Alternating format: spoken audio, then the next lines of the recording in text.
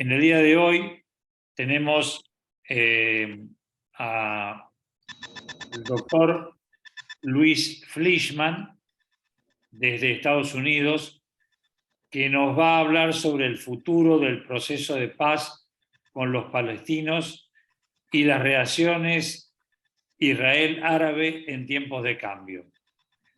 El profesor y doctor Luis Fleischmann es profesor en sociología en Palm Beach State College, cofundador y presidente del Palm Beach Center for Democracy and Policy Research.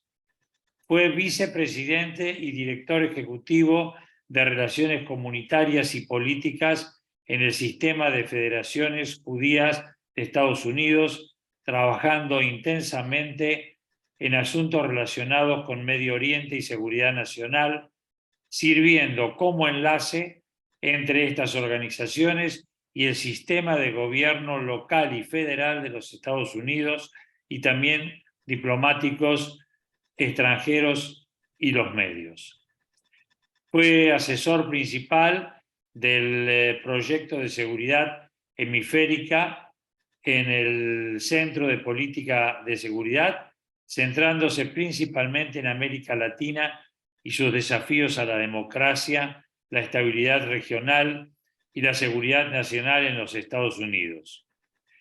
El doctor Fleischmann escribió testimonios para el Congreso de los Estados Unidos y ha participado de numerosos paneles y sesiones de información para este mismo Congreso de Estados Unidos.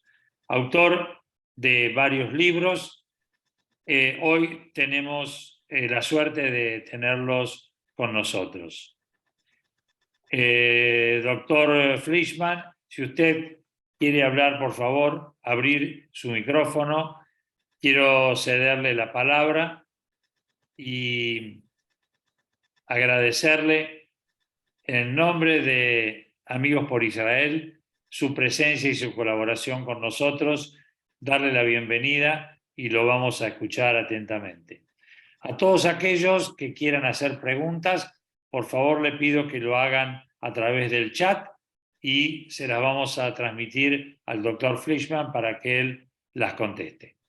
Doctor Fleischmann, usted tiene la palabra. Bueno, muchas gracias, Simón. Realmente le contaba a Simón antes de abrir este panel, de que es realmente impresionante las cosas los programas que Amigos de Israel ha organizado, con una diversidad de temas, con una diversidad de disertantes. Y realmente para mí es un honor ser parte de esto. Veo que hay gente de todos lados de la Argentina, hay gente de Chile.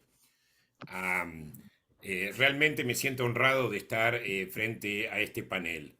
Y le agradezco mucho a Simón la oportunidad de tenerme aquí, de haberme invitado. Am, lo que voy a presentar ahora es básicamente los principales argumentos de un libro que yo publiqué a principios del año 2021. Estos argumentos continúan siendo relevantes y tiene que ver con dos aspectos de mi vida. Uno es el haber trabajado para la Federación, para el sistema de Federación Judía por casi 30 años, 28 años, donde me dediqué a lo que se llama aquí Asbará, o a la defensa de Israel, o a la defensa de intereses de Israel o del pueblo judío en general, de la comunidad judía. Y por otro lado, mi, mi calidad de académico, también, que fue una carrera paralela que hice, más o menos tiempo compartido, y ahora lo hago todo el tiempo, o sea, tiempo completo. Pero la idea era que a partir del movimiento de boicots que hubo contra Israel, algo que a mí me llamó poderosamente la atención es la distorsión que existe, incluso entre gente educada, con respecto a cuál es la historia del conflicto árabe-israelí y cuál es la historia, más importante aún, cuál es la historia del proceso de paz El malo de la película parecería ser Israel, o sea, tenemos una identificación por parte de la mayoría de la izquierda mundial con los palestinos, aparte, digamos, de varios países en las Naciones Unidas. Prácticamente son muy pocos los que votan con Israel, aparte de Estados Unidos, 4 o 5 islas de Oceanía. Eh, la cuestión es, ¿por qué hay tanta distorsión? ¿Y por qué también incluso hay tanta gente en la comunidad judía en general y en Israel incluso, que también se adhieren a ese tipo de discurso, que es un discurso distorsionado? Pero por el otro lado, al escribir este libro, lo que a mí más me interesaba era llegar a la verdad y tratar de pensar en soluciones a este problema, al conflicto árabe-israelí, al conflicto israelo-palestino, porque en este momento, en este status quo, yo no considero ninguna chance, y lo voy a explicar por qué, a un acuerdo de paz entre Israel y los palestinos. Y lo voy a explicar por qué. Para mí era importante pensar en soluciones debido a que la permanencia de este conflicto sigue causando una inmensa propaganda en contra de Israel que afecta no solamente a Israel, quizá Israel lo afecte menos, pero afecta la relación que la diáspora tiene con Israel. Por eso esta organización que se llama Amigos de Israel es algo muy, muy importante para que no se olviden que, bueno, habrá errores aquí y allá por parte de Israel, pero Israel es un Estado legítimo, es un Estado democrático, es un Estado legal. Paso ahora a hablar un poco de los argumentos. ¿Cuáles son los argumentos que yo traigo en este libro? Voy a poner un PowerPoint. Am, el tema de esta charla es el enigma del Medio Oriente. Entonces acá vuelvo, ¿cuáles son las preguntas que yo me hago? ¿Por qué ha fracasado el proceso de paz en Oslo? ¿Cuáles son las consecuencias de este fracaso? ¿Qué oportunidades se nos presentan para resolver este problema a la luz de cambios geopolíticos y sociales en la región?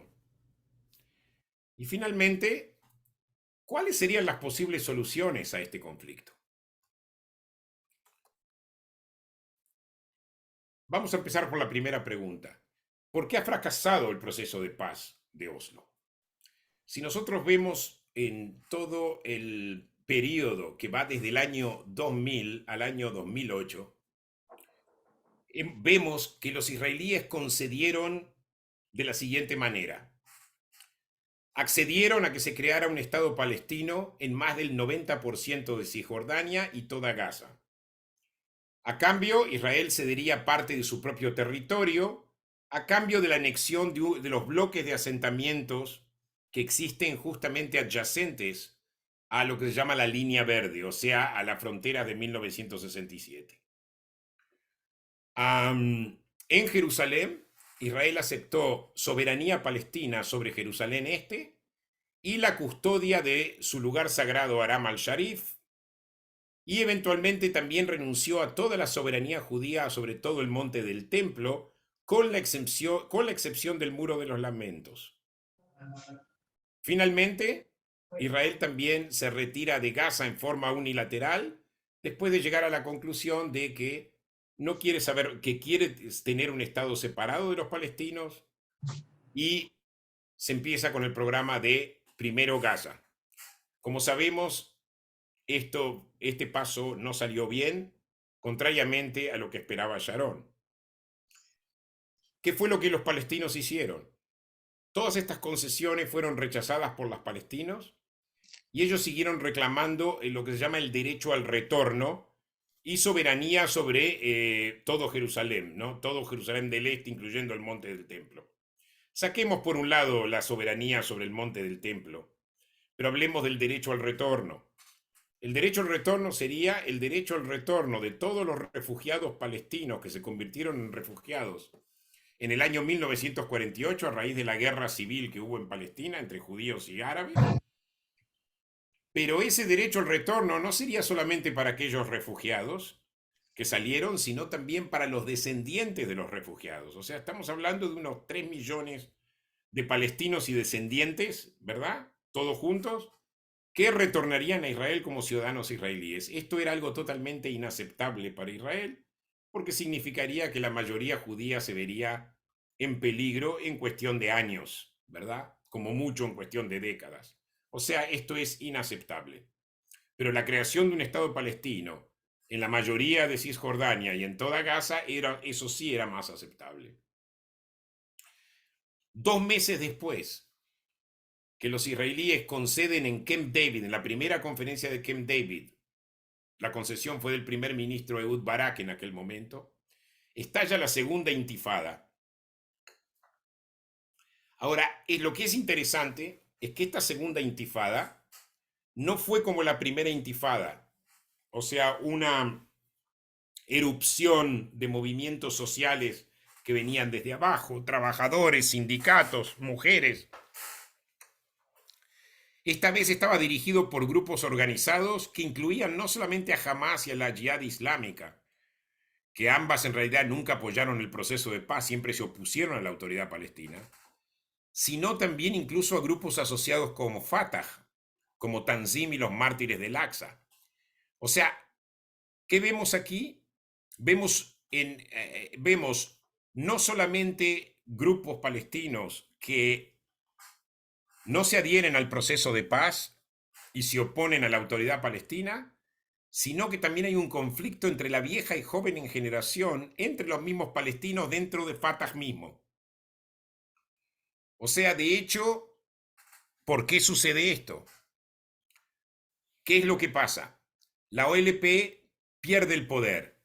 Y en realidad, al firmar los acuerdos de Oslo en 1993, la OLP ya había perdido influencia en los territorios palestinos, porque la primera intifada, que toma lugar entre el año 1987 y el año 1992,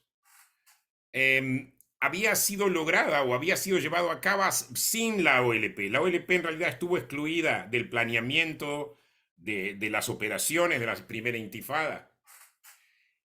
Entonces, al llegar Arafat, después de los acuerdos de Oslo en septiembre de 1993, al llegar a la Cisjordania, ya era un hombre débil, ya era un hombre que no tenía control o hegemonía, diría yo, o legitimidad, diría yo, entre los mismos palestinos. O sea que el primer argumento que yo traigo en este libro es que, contrario a lo que muchos creen, no fue Arafat quien ordenó la intifada, pero se dejó llevar, no pudo resistirlo ni detenerlo. Al estallar la segunda intifada, había anarquía en los territorios palestinos, crisis de legitimidad de la autoridad palestina, quien era considerada corrupta y represiva, ¿verdad? Cuando hablamos de anarquía en los territorios palestinos, hablamos de que había soberanías paralelas. Ya había soberanías paralelas.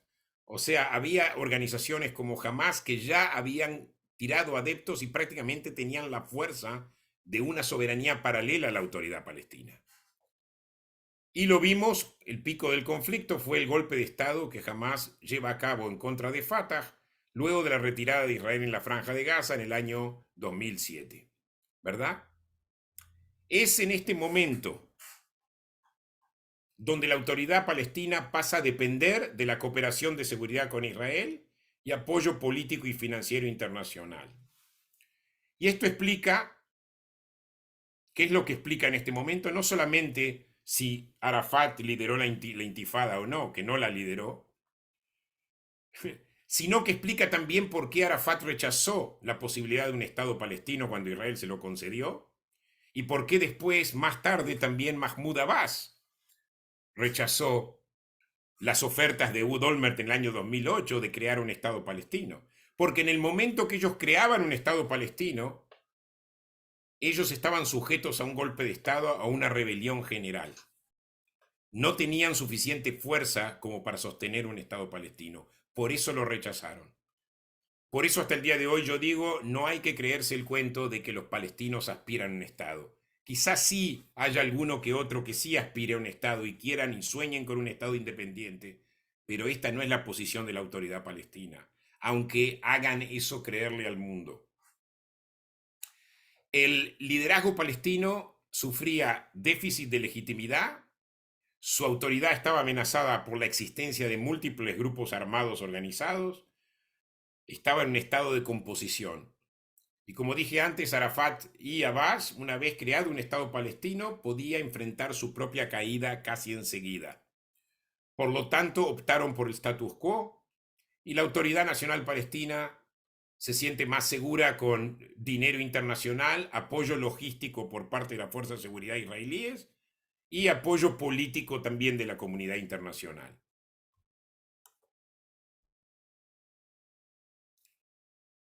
Ahora, interesante, porque este poder que demostraron los grupos disidentes durante la segunda intifada y después, lleva al liderazgo de la autoridad palestina a tratar de ganar puntos con esta gente disidente. Intentan ganar puntos no solamente entre su pueblo, intentan también apaciguar a sus detractores internos. Ahora, ¿cómo lo hacen? A través, lanza una guerra diplomática contra Israel en las Naciones Unidas, por ejemplo, tratando de entrar como Estado. Ahora, ellos quieren ser reconocidos como Estado en las Naciones Unidas, y la Asamblea General, de hecho, ya lo reconoció, solamente para poder tener acceso a la Corte Internacional y poder pasar resoluciones en contra de Israel, e incluso tener a la Corte Internacional deteniendo o arrestando oficiales militares y políticos israelíes. Y a la vez hay una guerra, paralelamente hay una guerra de propaganda que inicia tanto Arafat como Abbas. Si bien Abbas declara tener una política de no violencia, aumenta la propaganda anti-israelí no solamente a través de símbolos, como por ejemplo nombrando calles en honor a terroristas, proveyéndolos con indemnizaciones, sino también mediante el adoctrinamiento en el sistema educativo, desde el jardín de infantes hasta el último año de educación secundaria. O sea, todo esto se hace porque la autoridad palestina le quiere demostrar a los grupos disidentes que ellos están con ellos. Tratan de ganar legitimidad porque realmente no tienen control. Pero esta propaganda, y este es otro argumento que yo traje, esta propaganda tiene consecuencias. La propaganda anti-israelí de la autoridad palestina, por un lado, estimula la violencia espontánea o semi-espontánea. Recordemos los hechos, creo que fue en octubre del año 2015, que hubo ataques espontáneos de palestinos a israelíes, particularmente en la zona de Jerusalén Oriental. Y ahora nuevamente hay otra ola de ataques así que están tomando lugar en este momento mientras estamos hablando. Segundo, y más importante que todo, es que esta propaganda, este adoctrinamiento, tiene un efecto totalmente irreversible. Al estar educados en contra de Israel, al estar adoctrinados de la forma que están adoctrinados, es imposible que el pueblo palestino sea capaz de reconciliación con Israel. Cuando hay jóvenes generaciones que están adoctrinadas, es casi imposible, y cito un estudio que se hizo sobre chicos que hoy en día son adultos, ya tienen más de 80 años, que se educaron en los primeros años del régimen nazi. Y es muy interesante porque en las escuelas se educaba, obviamente, había una educación antisemita. Y hasta el día de hoy, dos sociólogos alemanes hicieron un estudio y llegaron a la conclusión de que aquellos que fueron a la escuela entre los años 33 y 39 todavía mantienen ideas antisemitas. Esto es la importancia, los efectos socializantes que tiene esta propaganda, ¿verdad? Y en ese sentido no es diferente en el caso palestino. Por eso ya desde el vamos no existe posibilidad de llegar a un acuerdo con los palestinos por dos razones.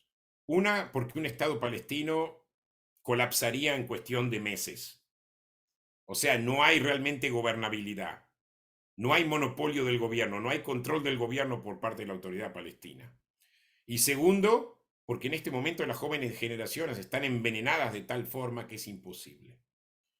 Y por otro lado, voy a recalcar otro punto más que yo traigo, que es el hecho de que a la vez, al estar así de reclutados los palestinos, viven en una situación de revolución permanente, de guerra permanente, que no les permite vivir ni aspirar a la normalidad. O sea, de ser un ciudadano como cualquiera, de querer tener una casa, de querer tener un coche, de querer tener un trabajo, de querer avanzar socialmente, ¿verdad? Todo eso porque es una sociedad en un estado de revolución permanente, de movilización permanente.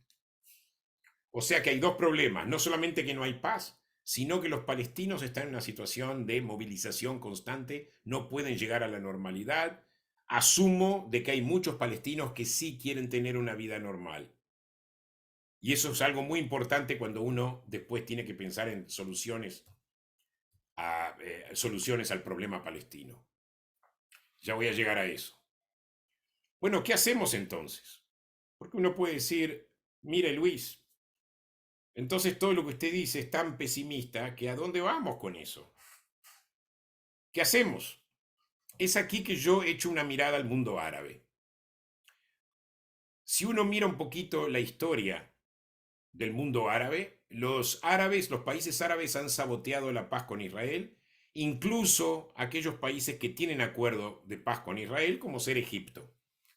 ¿Verdad? Egipto, por ejemplo, por un lado firmó un acuerdo de paz, pero por el otro lado no permitió ningún contacto de pueblo a pueblo entre Egipto y Israel.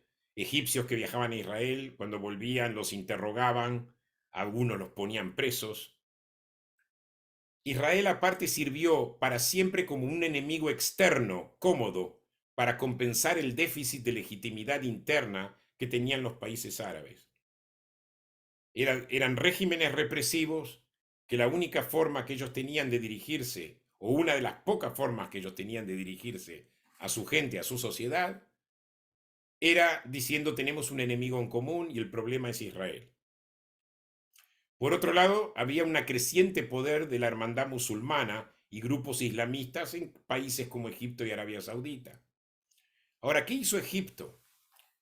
¿Qué hizo Egipto y qué hicieron otros países árabes que siguieron a Egipto durante la época de los acuerdos de Oslo? Recordemos que había lo que se llamaba las negociaciones multilaterales.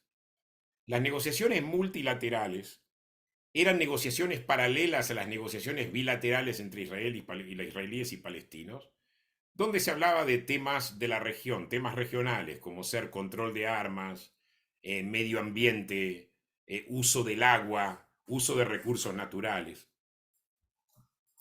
Egipto se retira de las negociaciones multilaterales a fines del año 1995, que es en realidad a 2 años de la firma del Acuerdo de Oslo.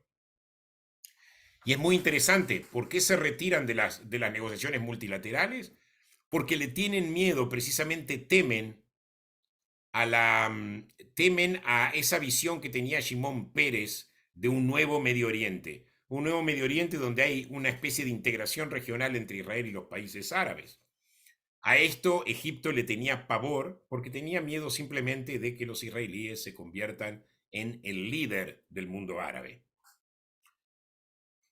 Y finalmente, cuando Arafat en Camp David y después cuando Clinton ofreció lo que llaman los parámetros de Clinton para una paz entre Israel y los palestinos, al negarse Arafat a aceptar los parámetros de Clinton y la propuesta de Ehud Barak, Clinton se dirige a los países árabes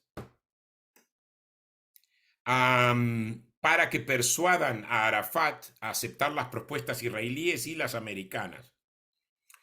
Lo cual solamente 2 países respondieron a eso. Uno fue Jordania y el otro fue a Marruecos. El resto de los países totalmente negaron, le dieron la espalda a Bill Clinton. O sea que los árabes históricamente fueron saboteadores de la paz, incluso aquellos que firmaron un acuerdo de paz con Israel. Sin embargo, se produce un cambio. Y esto es algo que yo lo considero importante. En el año 2002 hay una iniciativa de paz de la Liga Árabe que incluía el reconocimiento de Israel, la solución del problema palestino, pero la solución del problema palestino también incluía el derecho al retorno. De todos los países árabes que se reunieron en la Liga Árabe, Jordania fue el único país que intentó eliminar el derecho al retorno, ya que lo consideraba como era un tema que ni siquiera se podía empezar a negociar con ese tema porque era obvio que los israelíes lo iban a rechazar. Algunos vieron esta iniciativa árabe como algo positivo, particularmente porque esta iniciativa árabe fue en Beirut, fue apoyada por Arabia Saudita, la iniciativa vino principalmente de Arabia Saudita, pero sin embargo, digamos, fue en el medio de la intifada. Los árabes, obviamente, en aquel momento no hicieron nada para parar la intifada. Pero lo interesante es que la iniciativa árabe es reafirmada luego en el año 2017, ¿verdad? O sea, en una época que ahora es interesante porque la razón por la cual la iniciativa árabe vino en el año 2002 no es la misma de la que vino en el año 2017. ¿Qué pasó? Una, Irán se convirtió en un actor mucho más amenazante en la región. Segundo, después del acuerdo nuclear que se firmó digamos, los miembros del Consejo de Seguridad de las Naciones Unidas, Estados Unidos principalmente, con Irán en el año 2015, el acuerdo no incluía ni las actividades desestabilizadoras de Irán en la región, no incluía ninguna condición de terminar el apoyo de Irán a grupos proiraníes como Hezbollah, las milicias chiitas iraquíes o los insurgentes hutíes en Yemen. Y a la vez la administración Obama le da a Irán una garantía implícita de que no interferiría en las aspiraciones hegemónicas de Irán. Y estas son las palabras de Barack Obama. Nuestros amigos, refiriéndose a Arabia Saudita, y los iraníes necesitan encontrar una manera eficaz de compartir la región e instituir algún tipo de paz fría. Esto le cayó como un balde de agua fría a Arabia Saudita. Y la sensación que había entre Arabia Saudita y sus aliados del Golfo era que Estados Unidos se estaba retirando de la región. Y que en realidad lo que Barack Obama le pedía a Arabia Saudita era que hay de malo de compartir la región con Irán, como si fuera un papá que le dice a sus chicos, compartí el juguetito con tu hermano. Y es ahí que Arabia Saudita y otros aliados del Golfo se sintieron a merced de la República Islámica y sin la protección de Estados Unidos. Esto acerca a varios estados árabes a Israel, y no solamente por el caso Irán, también para colaborar para combatir al yihadismo sunita. Incluso, en forma muy sorpresiva, el príncipe de Arabia Saudita, Mohammed bin Salman, declara que reconoce el derecho del pueblo judío a tener un Estado-nación junto al Estado palestino. Por otro lado, Egipto e Israel comienzan a cooperar en materia de seguridad e inteligencia, particularmente con el tema de terrorismo de Hamas en Gaza y con el tema del terrorismo en la península del Sinaí, donde había células de Al-Qaeda y de ISIS. Se firma un acuerdo de miles de millones de dólares entre Israel y Egipto para la provisión de gas natural a Egipto durante los 10 años. Y incluso lo más sorprendente es que el gobierno egipcio instruye a la prensa misma egipcia a no protestar el hecho de que el presidente Donald Trump en aquel momento reconoció a Jerusalén como la capital del Estado de Israel. Y vimos la culminación. Emiratos Árabes Unidos y Bahrein normalizaron las relaciones con Israel en lo que es conocido como los Acuerdos de Abraham, pero no fueron los únicos países. Y a propósito, los acuerdos de Abraham se hicieron con visto bueno de Arabia Saudita, algo muy importante porque sabemos que es obviamente uno de los jugadores o los actores más fuertes en el Medio Oriente. Y a la vez Marruecos también normalizó relaciones con Israel, lo cual no sorprende porque había también muchas relaciones tácitas y detrás de las bambalinas entre Marruecos e Israel. Pero incluso Sudán, quien hasta recientemente patrocinó terrorismo e incluso ayudaba logísticamente al transporte de armas desde Irán a Gaza, también firma un acuerdo de normalización con Israel.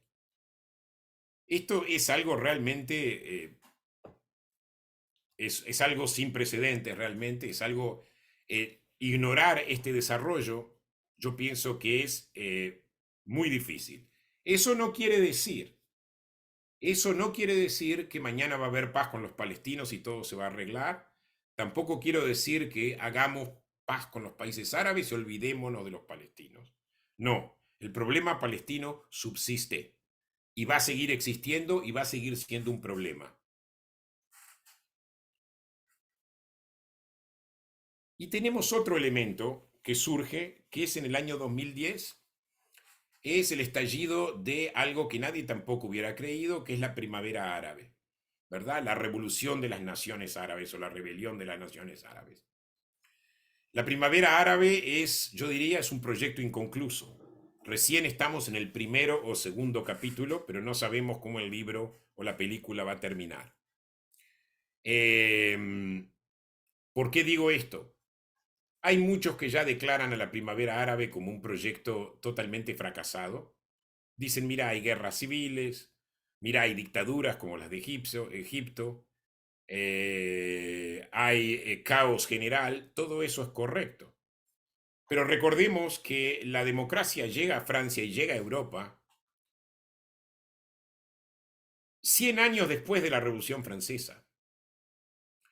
Y lo que es interesante es que algunos, incluyendo el primer ministro Netanyahu, en su momento dijo que la única alternativa a los gobiernos seculares dictatoriales árabes es la hermandad musulmana. Pero ¿qué vimos? Vimos que en Túnez el gobierno de Ennahda, que es en realidad un derivado de la hermandad musulmana, se convierte en una especie de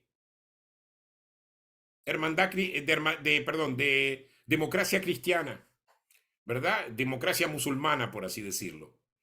O sea, el partido de Ennahda presenta una plataforma moderada que defendía ideas como el Estado de Derecho y la libertad individual. En Egipto, el gobierno de la hermandad musulmana dura un año.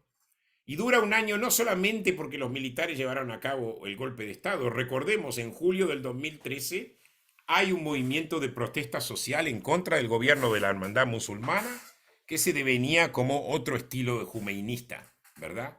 O sea, el gobierno de la hermandad musulmana fue depuesto, es verdad, mediante un golpe de Estado militar, pero con apoyo de gente en las calles que incluía el sector liberal y el sector de la sociedad civil, incluyendo la misma gente que había protestado en contra del gobierno de Hosni Mubarak.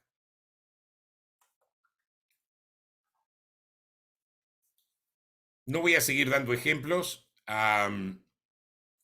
pero yo diría de que después de la presencia de ISIS en países como Siria e Irak y las atrocidades que cometieron, entre la sociedad civil árabe no hay mucho entusiasmo por lo que se llama un régimen islamista. Hemos visto árabes levantarse en contra del islamismo, en contra del ISIS en particular. O sea, yo no veo realmente que la única alternativa a los gobiernos seculares autoritarios sea el islamismo. Pero lo que ha pasado en la primavera árabe, si bien no hubo revoluciones democráticas, si bien no hubo transición a la democracia, como lo hubo en España o en el cono sur de América Latina, la primavera árabe sí rompe la barrera del miedo y creó una sensación de vulnerabilidad entre los gobiernos autoritarios árabes. Y hemos visto que los gobiernos árabes comienzan a responder a la sociedad civil, empiezan a tomar en cuenta más cuáles son las necesidades de la sociedad civil. La sociedad civil árabe comienza a pensar y actuar, o sea, no se habla de política mediante los partidos políticos, pero se hace algo que nunca se hizo antes. Se habla de política en la casa. Se desafían concepciones tradicionales que provenían de estos gobiernos autoritarios árabes. La sociedad civil de a poco, muy paulatinamente, comienza a desarrollar opiniones alternativas a la narrativa del Estado autoritario, incluso del islamismo. Si bien todavía el Estado árabe, como dije antes, no es una democracia liberal todavía. Y voy a dar ejemplos porque para este libro yo entrevisté a varios árabes particularmente intelectuales árabes y jóvenes árabes. Gracias al Zoom pude hacer varias entrevistas. Y a propósito, también en mi calidad de director de relaciones comunitarias para la Federación en Palm Beach, yo empecé a establecer relaciones también con disidentes sirios que llegaron a Estados Unidos después, una vez estallada la guerra civil en Siria. Y en una de estas reuniones que tuve con ellos, donde los traje para que hablen ante la comunidad judía, un grupo de jóvenes refugiados se burló del hecho de que Assad era tratado como un dios en una escuela cristiana y que a los estudiantes los obligaban a rezar por Jesús y también por Assad.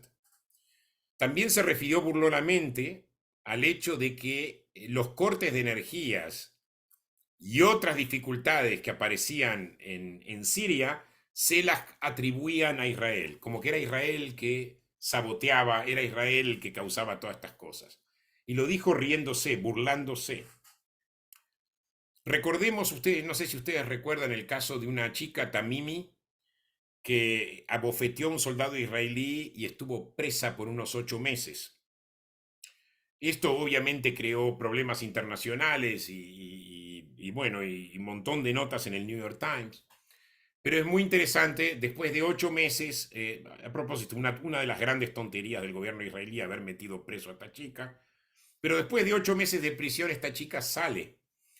Y vemos en las redes sociales que varios sirios observan y lo ponen en las redes sociales que Tamimi aumentó de peso sustancialmente y decían que Tamimi no hubiera sobrevivido el encarcelamiento sirio. O sea, aquí claramente vemos que empieza a desarrollarse un pensamiento más crítico, particularmente dentro de la juventud. Entrevisté a otro ejemplo, es una entrevista que hice con Nadim Shehadi, que es un intelectual libanés que en este momento está en el Instituto Chatham en Londres.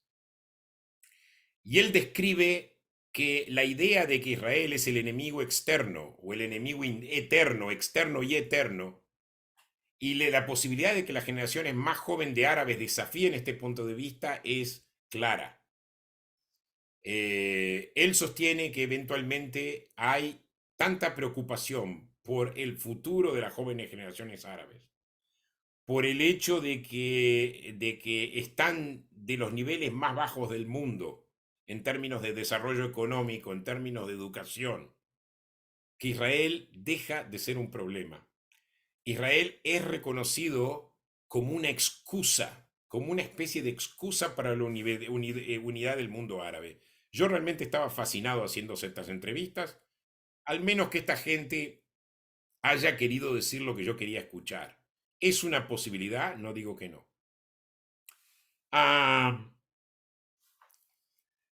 Hay otro chico que se llama Samawi, perdón, creo que me lo comí aquí, se los muestro. Muhammad al-Samawi escribió un libro, es también yemenita, es un escritor joven, donde él cuestiona a su madre, porque él decidió encontrarse con un grupo de israelíes. Entonces la madre le pregunta, ¿pero por qué te vas a encontrar con un grupo de israelíes? ¿Por qué no pensás en lo que le hacen a los pobres palestinos?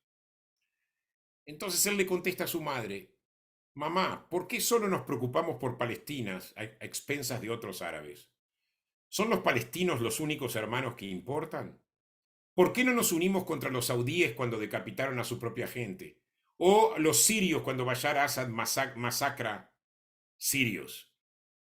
Y una joven periodista egipcia que no era necesariamente una amiga de Israel, ni particularmente tenía simpatía por Israel, señaló que hoy hay menos hostilidad hacia Israel porque ya no se lo considera el enemigo. Y por otro lado, es algo muy interesante lo que me dijo. Hay tanto odio en contra de la clase política que ellos piensan que los israelíes también sufren de sus gobernantes. Esto fue un comentario bastante interesante, voy a decirlo, ¿no? Aunque hay una diferencia entre los gobernantes israelíes y los árabes en todo el sistema. Pero hemos visto otras cosas que aparecen en los medios de comunicación. Las protestas en Oriente Medio a menudo exigían que dejaran de lado el problema palestino y se dedicaran a los problemas domésticos, ¿verdad? Incluso esto no pasó solamente en países como Marruecos, no pasó solamente en países como el Líbano, sino que pasó también incluso en Irán, que es un país de la región, aunque no sea árabe. Recordemos cuando el general Qasem Soleimani fue eliminado en el año 2020. Qasem Soleimani era el jefe de la fuerza Quds.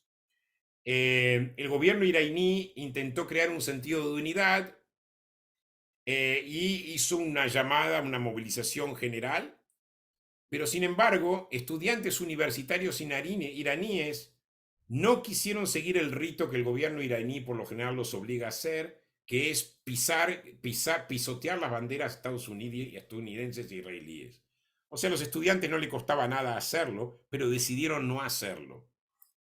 Esto indica que Israel como enemigo está de a poco perdiendo popularidad como resultado de la emergencia de esta sociedad civil que surge más bien en las casas, en los bares, en los cafés, pero se habla.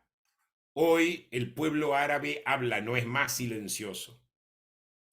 Hemos visto más autocrítica en la prensa, incluso en la prensa saudita.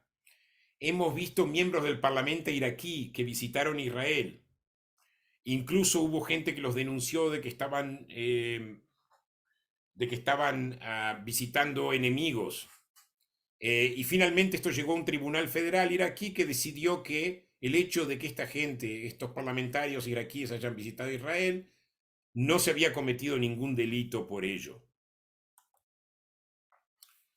En Marruecos es algo muy interesante porque yo también entrevisté a alguien en Marruecos, si bien Marruecos, como dije antes, nunca el problema fue ser tan serio, pero hoy, como resultado de la primavera árabe, los berbers, que es un grupo étnico que no se considera a sí mismo árabe, pero es un grupo bastante mayoritario, es un grupo que es muy numeroso, ellos ven a Israel como causa común, porque ellos siempre quisieron autonomía y reconocimiento del grupo berbere.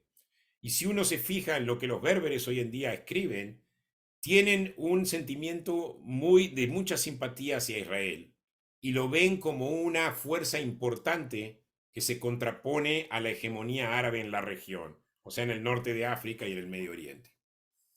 Se han establecido ya amistades entre berberes y judíos, delegaciones marroquíes visitaron Israel. Ahora, ¿qué se puede decir a todo esto? Ok, ¿y esto cómo va a traer la paz?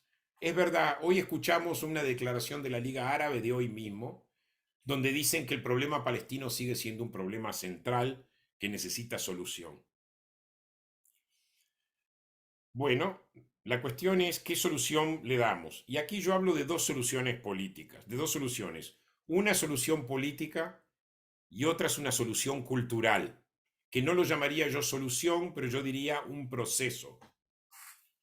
El primero, recordemos una de las premisas de los argumentos que traje. Dado que los palestinos no pueden tener su propio gobierno, un gobierno que sea legítimo y un gobierno que sea aceptable, y a la vez, dado que los palestinos no tienen una vida normalizada y que en realidad lo que tienen es una especie de movilización permanente o de revolución permanente, los palestinos deben vivir bajo algún tipo de gobierno. Y este gobierno no puede ser la ocupación israelí, por así decirlo, lo llamo para que lo identifique.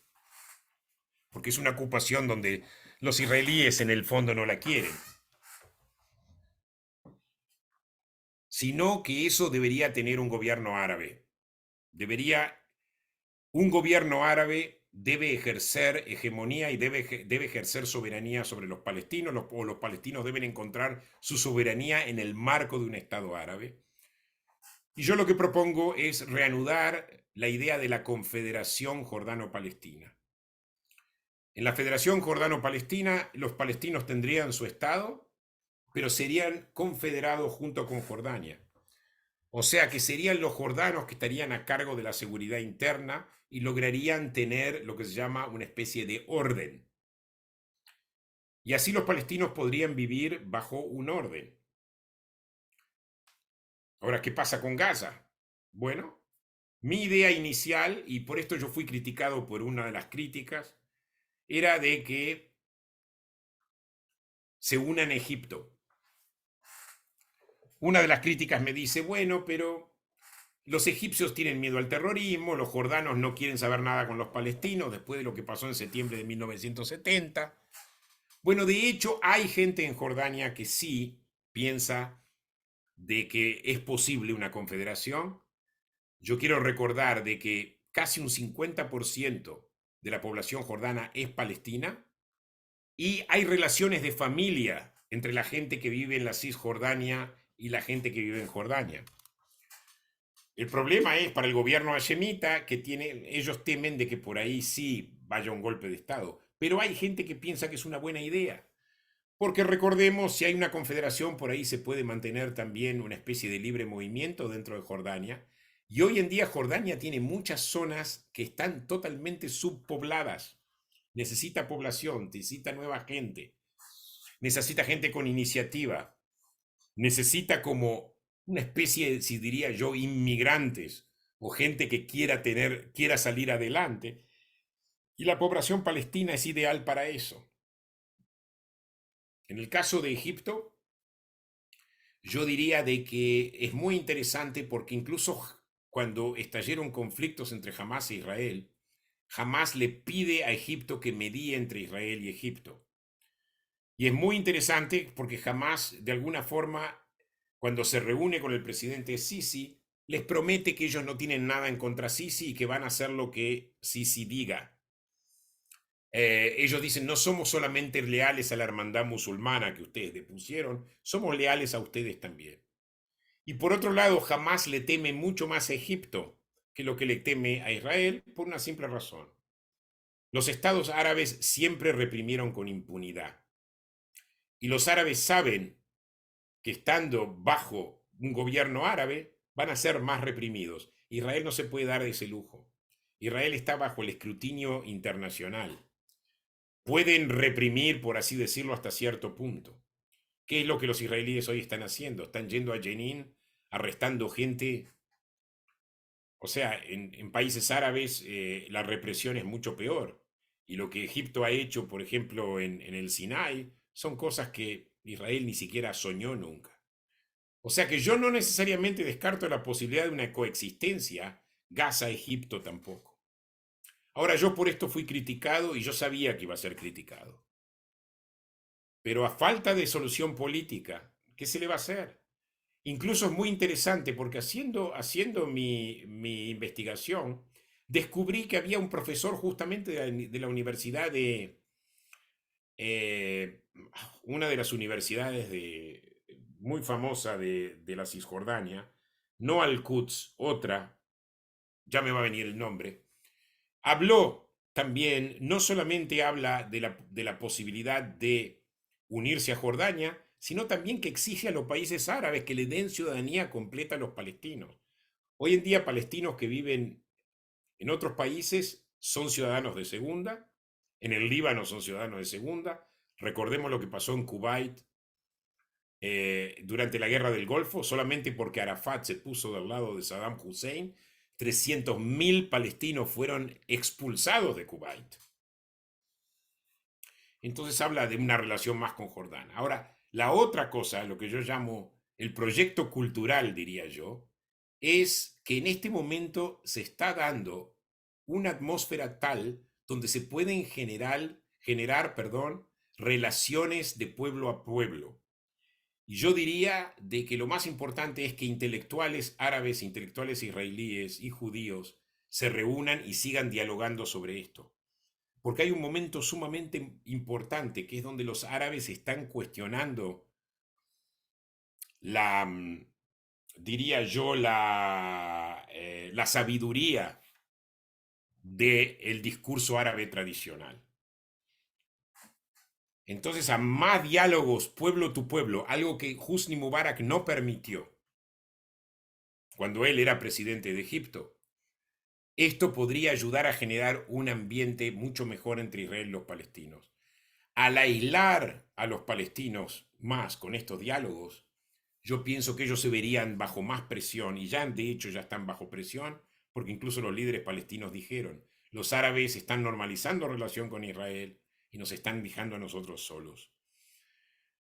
Esto yo pienso que de estas cosas hay que hablar y tiene que haber un diálogo más directo, y yo diría que los intelectuales tienen que lidiar tienen que tomar la vanguardia de estos diálogos, pero pueden ser también no intelectuales, pueden ser, por ejemplo, asociaciones profesionales, hombres de negocios, lo que sea. En este momento el gran ejemplo lo está trayendo los Emiratos Árabes. Yo estuve en Londres, en Cambridge, ahora en agosto, en una conferencia sobre antisemitismo justamente, y había una delegación muy interesante de los Emiratos Árabes que vinieron con un mensaje del príncipe. Y ellos justamente estimulan, promueven las relaciones de pueblo a pueblo. Y pienso que este es un camino a seguir. Bueno, yo estaré encantado de responder a preguntas. Muchas gracias a ustedes. Luis, te pido que salgas. Ahí está. Tengo un par de preguntas para vos.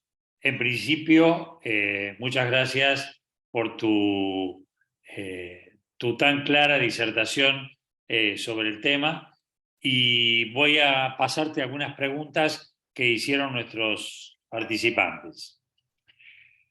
¿No crees que la izquierda a nivel mundial se opone a cualquier cosa que pueda significar apoyo a Estados Unidos, y por eso se oponen a Israel, en tanto ellos, la izquierda, lo ven como un aliado de Estados Unidos? ¿Será que oponerse a Israel es en realidad oponerse a los Estados Unidos? Es una pregunta muy buena, te digo, porque yo siempre la pensé. Yo pienso que en algunos casos sí, obviamente, y particularmente dentro de la tradición leninista. Parte de la oposición al sionismo, o gran parte de la oposición al sionismo, incluso de la izquierda de hoy en día, cuando estamos a 4 décadas, perdón, a más de 3 décadas de la caída del comunismo, sigue estando influida por esa posición leninista de que el sionismo no tiene lugar, de que el sionismo en realidad va en contra de los intereses de clase, que el sionismo en realidad es un movimiento nacional y no un movimiento de clase. Entonces hay que rechazar al sionismo, y esto quedó en la psique de la izquierda por mucho tiempo. Y por otro lado, el mismo Lenin también hablaba del imperialismo, ¿verdad? Él hablaba de que el imperialismo era la otra etapa, era la etapa siguiente del capitalismo. Entonces Estados Unidos representa lo que se llama el imperialismo occidental. Entonces sí hay mucha gente que se opone a Israel porque se oponen a Estados Unidos. Pero habiendo dicho esto, yo quiero hacer un paralelo con otra cosa. Cuando fue el caso Dreyfus, a fines del siglo XIX, mucha gente lo presenta como que esto no tiene nada que ver tanto con Dreyfus como que tiene que ver con un conflicto entre los que apoyan la monarquía y los que apoyan a la revolución, o al progreso, o a la república, perdón, a la república. Eso puede ser, pero las víctimas fueron los judíos, fue Dreyfus. Las víctimas fueron los judíos en general por el antisemitismo que el caso Dreyfus generó. En este momento puede ser que la izquierda sea antiamericana y todo lo que uno quiera, pero la víctima es Israel. ¿Y por qué la víctima es Israel? Porque es un blanco fácil. Como los judíos fueron a través de la historia un blanco fácil, ¿verdad? Una minoría desprotegida, una minoría que no tenía ni policía, que no tenía nada. Era fácil tomarla como chivo expiatorio. Hoy en día Israel de alguna forma es un chivo expiatorio. O sea, de hecho, pensemos en Hugo Chávez, antisemita, perdón, antiimperialista, pero él no cortó relaciones con Estados Unidos, él cortó relaciones con Israel. O sea, las expresiones antiimperialistas se vuelven más fáciles aplicándolas con Israel. Y por otro lado, hay un discurso muy serio que delegitimiza hoy en día la existencia misma del Estado de Israel, cosa que con Estados Unidos no sucede. Estados Unidos es demasiado grande como para que eso suceda. Espero haber contestado esa pregunta. Luis, dada la experiencia con la entrega unilateral de Gaza a los palestinos en el año 2005, hoy es inviable entregar la zona C de Judea y Samaria como el control de la frontera en el Valle de Jordán para mantener la defensa estratégica de Israel con Jordania.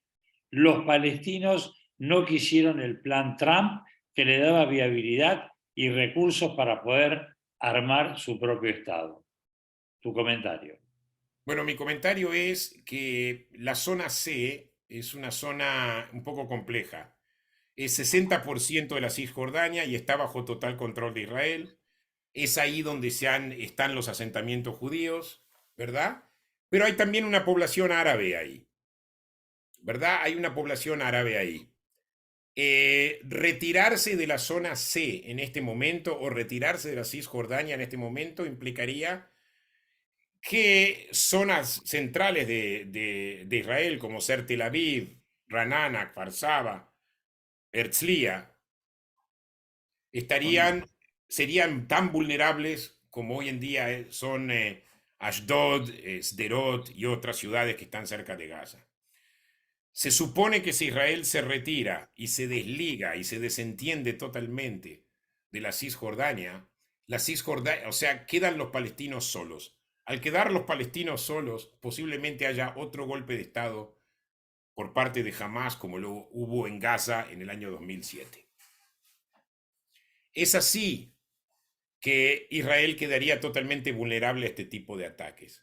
Si tú me preguntas a mí, yo diría de que si fuera por Mahmoud Abbas, probablemente él no estimule ataques. Pero es tan débil que sería cuestión de meses antes que caiga y esto sea tomado por Hamas. Entonces, en este momento no hay lugar para una retirada de la zona C. Lo que sí diría yo es que Israel puede tener algunas políticas más benevolentes hacia los árabes que quieren construir en la zona C.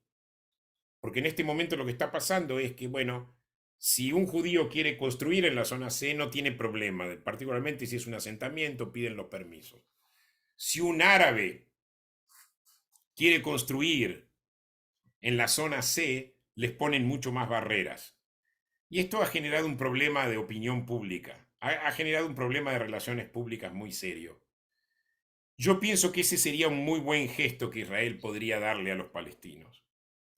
El poder, el de vuelta dar permisos para construcción de árabes en la zona C. Ahora, el gobierno de Lapid, incluso el que vino antes de Lapid, que viene de la derecha, ¿verdad? El nombre se me fue por un instante. Comenzó a dar permisos a los árabes. Se deberían más dar permisos a los árabes para que construyan en la zona C. Pero en este momento una retirada no es viable bajo ningún concepto.